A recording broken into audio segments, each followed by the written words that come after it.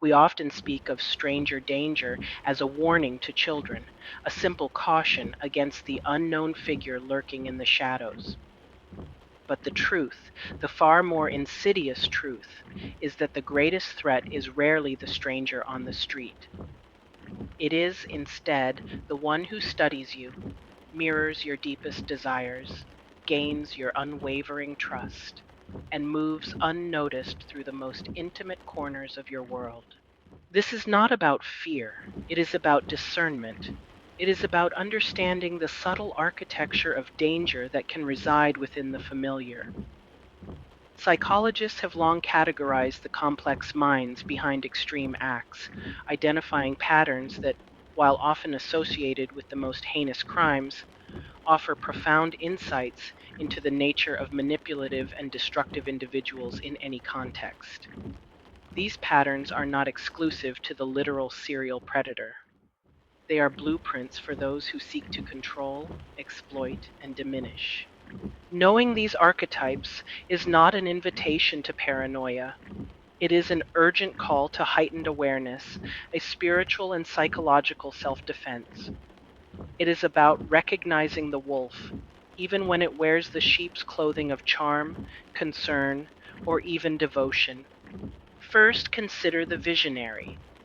This individual operates under the profound conviction that they are commanded by a higher power. They claim voices, visions, or divine instruction as the ultimate justification for their actions, no matter how destructive or cruel. They believe they are merely instruments of a grander design. But here is the truth many miss, a truth that echoes through spiritual wisdom. Not every voice is holy, and not every calling originates from a benevolent source. Spiritually, this reflects a dangerous deception where malevolence masquerades as divine authority. It is a perversion of faith, twisting sacred concepts into tools of control. Be profoundly cautious of anyone who justifies harm, manipulation, or the erosion of your boundaries by declaring, "God told me," or "the universe said this must happen." True divine guidance never contradicts its own nature of love, truth, and freedom. It never demands your diminishment for another's perceived purpose. Next, we encounter the mission-oriented individual. They are driven by a fervent belief that they are cleansing the world, removing what they deem unworthy, impure, or simply inconvenient. They see themselves as agents of purification, enacting a necessary, albeit brutal, form of justice. This is judgment without wisdom, zeal devoid of genuine love or compassion. Spiritually, it embodies the demon of self-righteousness, where a person arrogantly plays God, labeling their destructive impulses as a noble purpose. They are convinced of their own moral superiority, blind to their hypocrisy. Watch for rigid thinking, an unyielding moral absolutism, and a chilling inability to see the inherent humanity in others. They will categorize, condemn, and ultimately seek to eliminate anything or anyone that does not align with their narrow, self-serving worldview. Their mission often requires your sacrifice. Then there is the hedonistic type, driven by an insatiable hunger for pleasure, thrill, or raw power. Their actions are not about a grand mission or divine command, but about the visceral satisfaction derived from their dominance.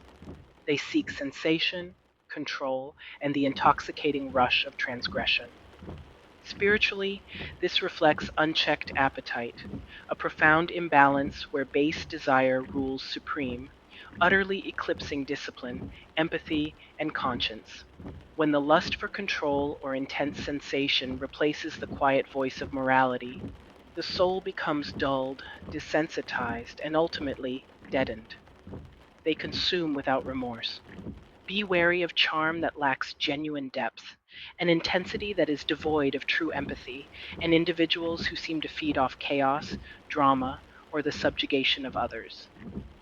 They are drawn to vulnerability, not to nurture it, but to exploit it for their own gratification. Their pleasure often comes at your expense.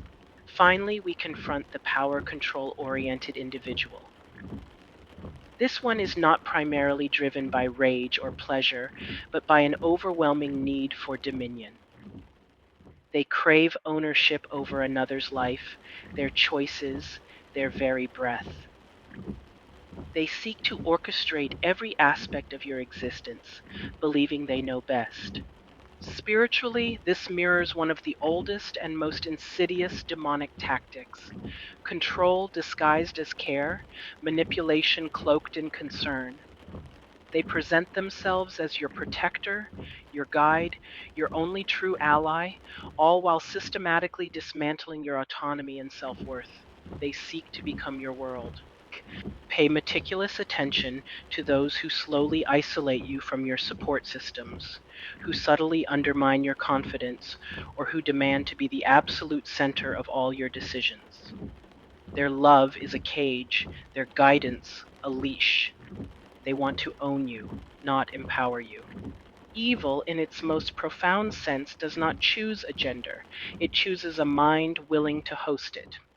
Contrary to popular assumption, the capacity for profound manipulation and destructive behavior does not discriminate by gender.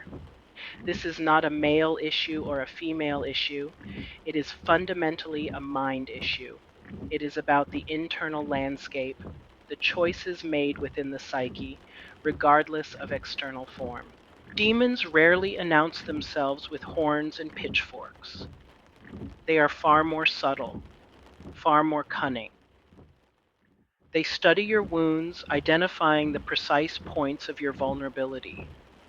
They dress themselves in your deepest desires, appearing as the answer to your prayers, the fulfillment of your longing. They gain access not through brute force, but through familiarity, through the slow, steady erosion of your boundaries.